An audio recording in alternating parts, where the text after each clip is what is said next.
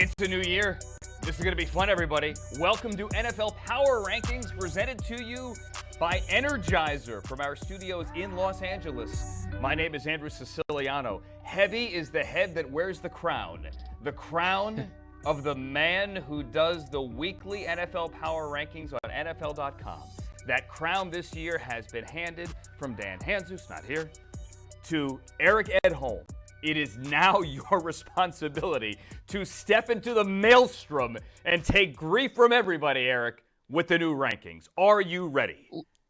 Yeah, large throne, large crown. I'm a little nervous. I've been told I should develop some thick skin. Fans get a little prickly about where their teams end up every week, but I'm up to the challenge, man. Why wouldn't I be? This is exciting. It's a blast. Turn off your Twitter, turn off your notifications, close your DMs on both Twitter, Instagram, TikTok, whatever it is you're on. I would shut down Cameo as well if you're doing any of those, because people are going to come at you. Are you ready to defend your initial rankings?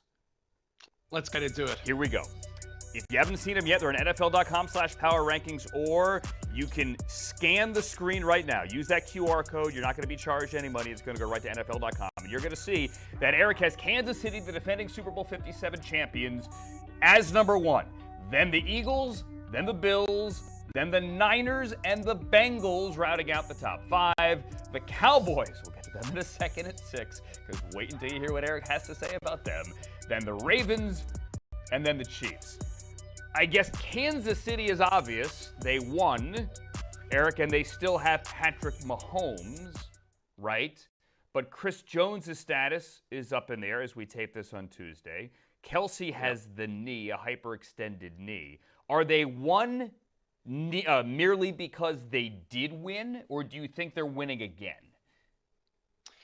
That's a question, and I think we'll get into kind of how the voting is done and how I rank these teams each week. I'm ranking the Chiefs at number one right now. They won the Super Bowl, of course, as you mentioned.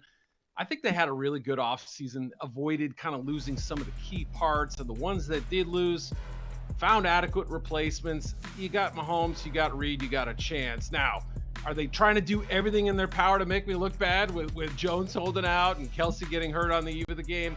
Yeah, I'm getting a little nervous here, but this is one game.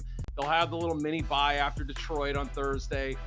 Look, you could still lose week one and be fine in the long term, but I just think their firepower offensively, and assuming they get Jones back, they should have enough on defense to compete with just about anybody, but that schedule is hard, and it starts in week one. I think Detroit's legit. Yeah, that schedule's brutal. You get an early game of the Heat in Jacksonville as well. Look at the second half of the schedule. It is brutal, but then again, they've hosted 3 consecutive AFC championship games in their own building, which is absurd. You have the Eagles at 2. I get it. You have the Bills at 3. So you're not really taking any stock in the offseason drama with Stephon Diggs or the idea that, and I hate the pressure conversation. I feel like there's more pressure on this team than any other team.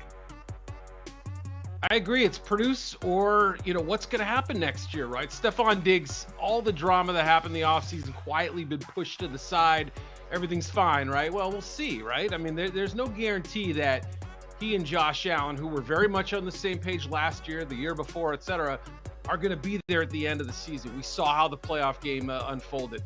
They didn't really add another weapon, so that pairing has to be superb again. Also got to worry about the defense, too. I mean, look, Sean McDermott is really your head coach and your coordinator now. Our colleague Leslie Frazier now joining us at NFL Network, but it's a lot of responsibility for one guy to oversee the entire team, a team that did kind of flame out at the end, and also run the defense. So it's a little bit of a leap of faith by me putting them this high, especially after the Bengals looked like they were a better team at the end of last season than the Bills. I just think that if they don't win this year, they're going to be massive changes. Sean McDermott says it's all on my back right here. If I'm going out, I want to do it my way. Calling the defense. Vaughn's not ready yet. If they don't get to the AFC Championship game, if they don't get to the Super Bowl, I do think there are massive changes here, but that's just me, and we're sitting here in the first week of September. Eric, you were telling me off there that for some reason you were getting grief for putting the Niners at 4? Absolutely. I was shocked. If there was one team, the Steelers fans definitely chimed in, but if there was one fan group or one team that people kind of singled out as being way too high on my list, it was the 49ers. And I thought, okay, this came at the time when we didn't know Purdy's status. There were some questions about what was going to happen with Trey Lance. Those have sort of since been answered, even if Brock Purdy only has this small sample size. So I'm shocked at people who say, you got to put him down at 12, you got to put him at 13, whatever, almost outside the playoff picture. I'm not doing that. Look, I get DeMeco Ryans moving on. That's a big loss. Steve Wilkes running the defense now. Purdy, questions about the sample size, only 8 games if you count the playoffs, but the number of weapons they have, Kyle Shanahan's history of making quarterbacks look better, the defensive talent didn't just suddenly get sucked up into the void. So this is a good football team. They don't play in the strongest division, in my opinion. I think they're going to be just fine, and I think Purdy's going to at least carry on the way he did at the end of last season. And I think the division certainly factors here. I'm kind of a Rams homer here, but we know they may have some issues this year, particularly defensively. And Kyle Shanahan has had Sean McVay's number. I don't know what the Cardinals are doing. So I think the division is in their favor. I still think the Seahawks are a good team here. Whether or not they could make it to the postseason healthy, which is always their issue. When they are healthy, then they're good. When they're not, obviously, it's been a mess. But that's the biggest thing for me for the 49ers. All right, we showed you what number 5 was. Let's get to number 6, if we could here. In time for Future Champs, presented by FanDuel. As we look at the odds to win the Super Bowl. Yes, we're doing this right now. Kansas City and Philadelphia, who were in it last year, are plus 600 and plus 800. The Bills, and this is your 1, 2, 3, really, are plus 900. The Cowboys, and I think this is a sucker bet, are plus 1,300. Because the Cowboys are great in August and they haven't done anything in 20 years in January. You have them at number 6 in your power rankings, Eric, your initial power rankings. But you have them winning the Super Bowl. How in the world does that make sense? I was prepared for this. I was ready for the onslaught here. Okay, explain it to us at home. Here's the way I look at it, right? The power rankings represent where I would slot these teams right now. What happens right now is going to be a lot different from what happens in January. Injuries, holdouts, developments. Take Dak Prescott last year, got on kind of an interception streak there, way too careless with the football.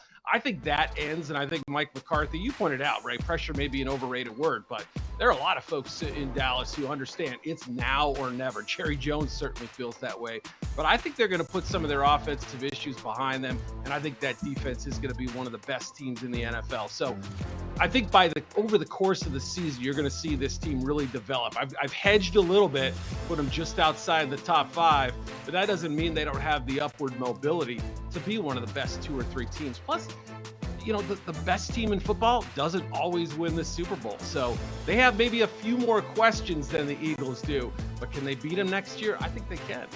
By the way, I said, you know who 5 is? 5 is Buffalo. 6 here is Dallas. Again, you have them winning the Super Bowl. But this kind of, if we could backpedal here, go back to Kansas City at 1 and the Cowboys at 6, this kind of opens up people to question, I think, and lets you explain how you do these. Jesus, and I'm going to reference him a couple of times here in the first couple of weeks, always used to say, these aren't the power standings, they're the power rankings. Why do you have a team at 6 that you say will win the Super Bowl? And how does your Super Bowl math factor? What's your overall philosophy with doing these? Yeah, I mean, I think the biggest thing is just going to be how much room for improvement do these teams have from within? And how many unanswered questions currently exist, right? If you want to factor in the idea that, hey, Mike McCarthy's taken over play calling. Some people thought that his decision to can the OC last year or at the beginning of this year was a bad decision, right? He's putting too much on his table. He's got a newfangled or an old-fangled offense, I guess.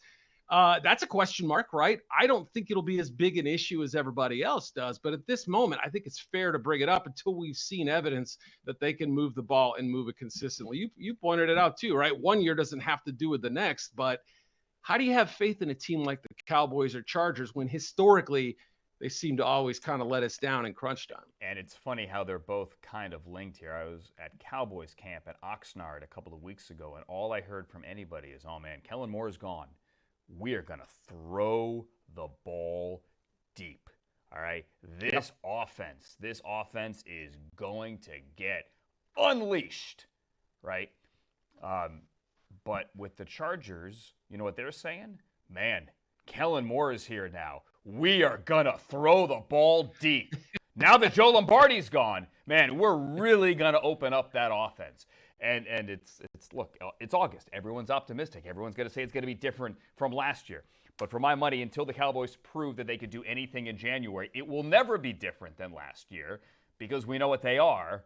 They are last year and the year before that and the year before that and the year before that. Coming up next, however, what will the Jets be? And where will they be? On Eric Edholm's week number 1 NFL Power Rankings. That's coming up next.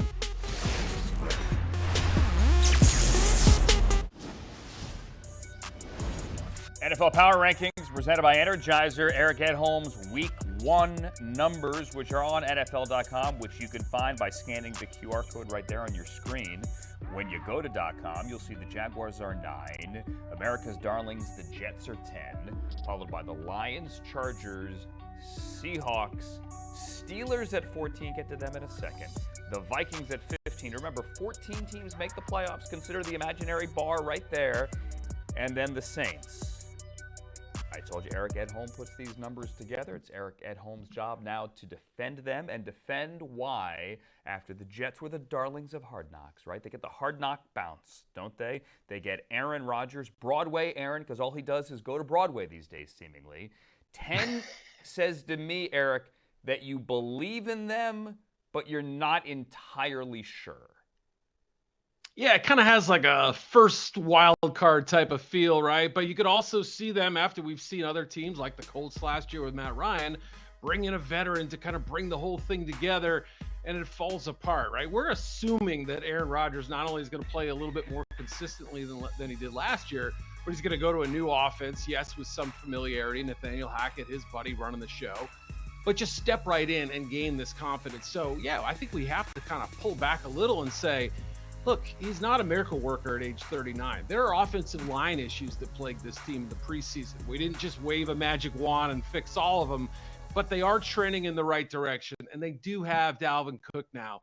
They have Breece Hall back from injury. That defense was phenomenal. So there was enough positivity there outside of Rodgers that I felt like I think on the back end of the top 10 is a pretty good spot for them, saying, look, they could win a Super Bowl or they could also miss the playoffs. These running backs on the screen, I think, are going to be a huge part of this story as we tell the Jets story this year, because Breece Hall's coming back from the knee, as you said, and any running back, really any skill position player will tell you that year 1 coming back from the knee, and his was midseason, right? It wasn't like last summer in June. You're not the same. Oh, he's activated, he's ready, but is he the same? Unlikely, because that's just not how these things work. Dalvin Cook's coming off surgery as well on that shoulder. Finally, allegedly, that thing is fixed. But you mentioned the O-line, right?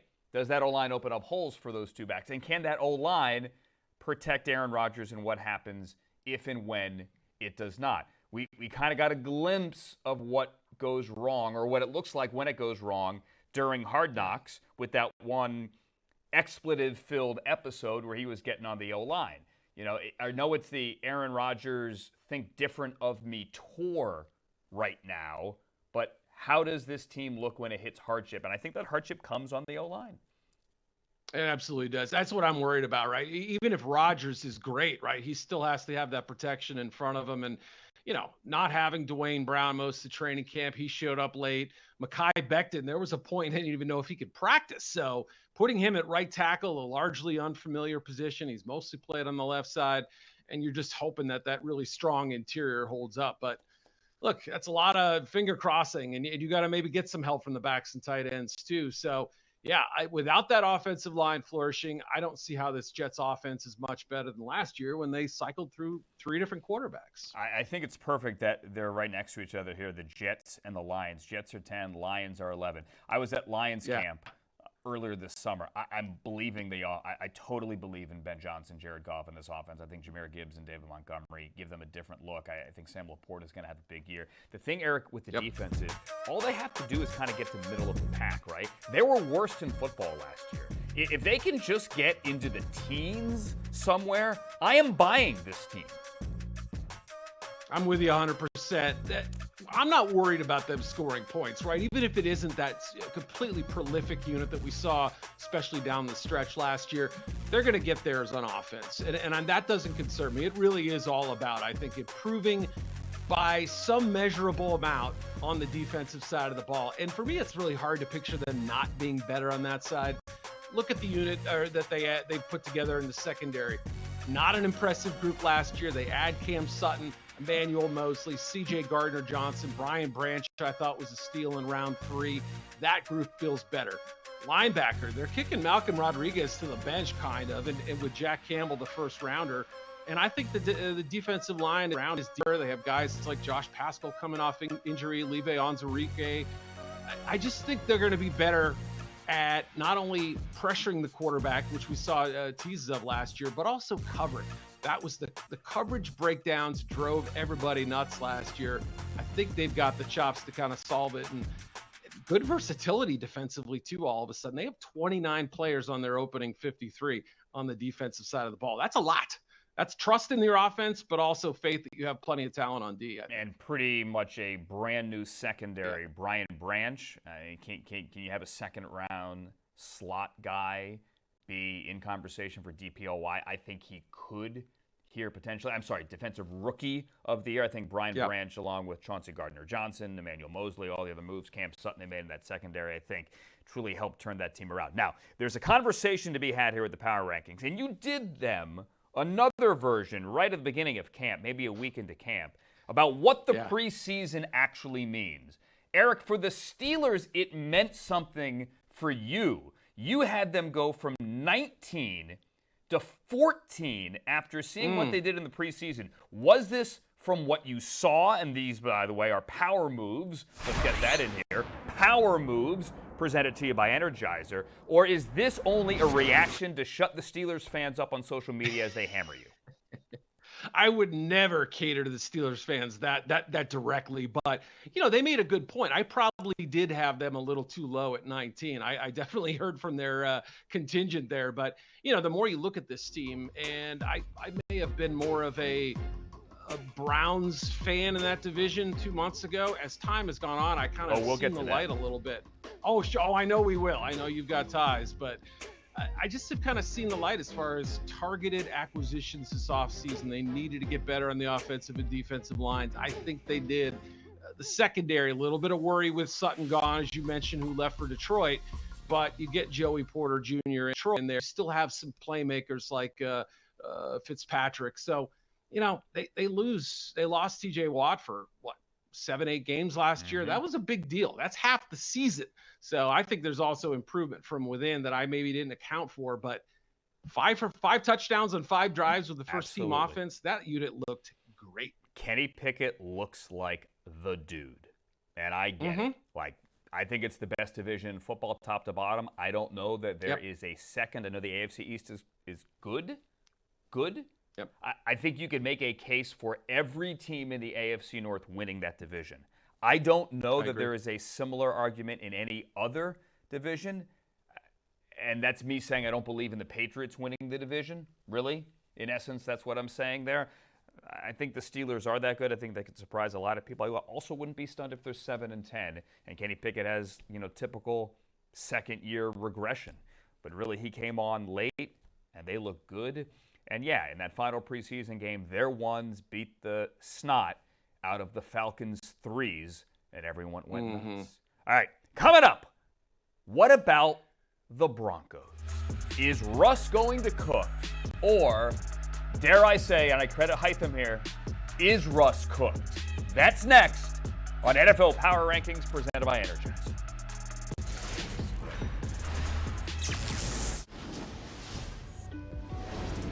Week 1 Power Rankings here, NFL Power Rankings presented by Energizer. Eric Edholm has the Falcons at 17, the Browns at 18, followed by the Giants, Broncos, Packers, Titans, Commanders, and then the Patriots at 24. Listen, Eric, I do think that the Falcons are a lot better this year. I like the changes they have made. I think you're putting a lot of stock and faith, however, in Desmond Ridder, that you have the Falcons ahead of a team led by Deshaun Watson, who admittedly did not play well last year, but it's got to be better than last year. Falcons ahead of the Browns? I hear you, right? I think a lot of it has to do with competition. You mentioned in the previous segment just how tough the AFC North is, and I think that factors in terms of what this team might be, right? And you start out slowly. If Watt doesn't show a little bit of pre-2021 form, then we get nervous. We ask questions. Is he a good fit for Kevin Stefanski's offense? Listen, they were my summer crush. I thought Deshaun has to play better. They added front seven help. They added wide receiver help. And the kicker issues started cropping up, other health stuff, rumors of questioning whether Watson and Stefanski truly are on the same page as far as improviser versus structured play calling. I don't know. I still like him. I don't love him as much as I did, and that's why you've seen the Steelers essentially take their place in my rankings. I think the early leader in the clubhouse for new coordinator of the year is going to be Jim Schwartz, right? You give him Myles Garrett, Zadarius Smith, Dalvin Tomlinson, the talent they have at corner here. I think this defense is going to be the story for this team, more so than the offense. And maybe I'm just being a fanboy here, but I do think they're a far better team than they were a year ago. The question is, what do the Broncos do? Speaking of new head coaches or new coaches, there's Sean Payton. And he's going to try to fix, I guess, Russell Wilson. But how much patience is he going to have, Eric? You have him at 20. Yeah, this is a big hedge, right? I mean, obviously, Sean Payton, Russell Wilson, these are two big-time names. You would imagine them pairing up. Maybe great things could happen. It could, but I'm still a little bit leery. I saw what Russ did last year, and I remember 2021 in Seattle. That was kind of the start of Russ's kind of downslide a little bit here. And I don't think Sean Payton is gonna pull any punches when he comes in here. I doubt he has to this point.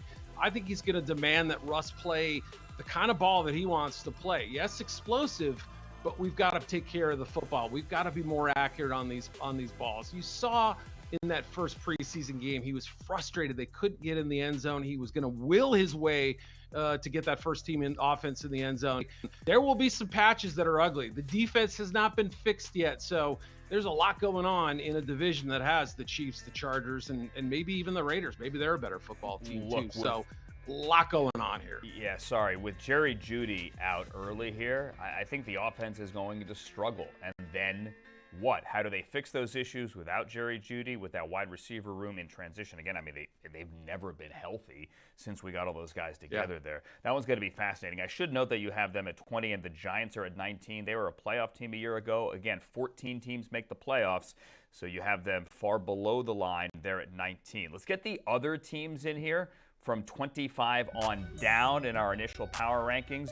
The Panthers and the Bears, back-to-back, the two teams that traded with that number one overall pick. Then the Raiders, the Bucks, the Colts, the Rams, the Texans, and not surprisingly, the Arizona Cardinals. Time for the best of the rest. We go rapid fire and roll through those. Eric, starting with number 25 and the Carolina Panthers. What do you think? Yeah, obvious optimism with Bryce Young coming in. New coaching staff. People have raved about what Frank Reich and Josh McCown could do for Young. Interesting weapons, too. Defensively, a lot of young talent. But Brian Burns, what's his status with the contract? Lot to question there. Chicago at number 26. You see why there's optimism, too, right? Justin Fields, does he take that Jalen Hurts-like jump? That's the big question mark here. But they've got to also get the better defensively, even with Aaron Rodgers out of the division. That front seven has to be much better than what we saw a year ago. At number 29, the Colts. I get why there's optimism. And as far as like Anthony Richardson, maybe the line is healthier than it was a year ago.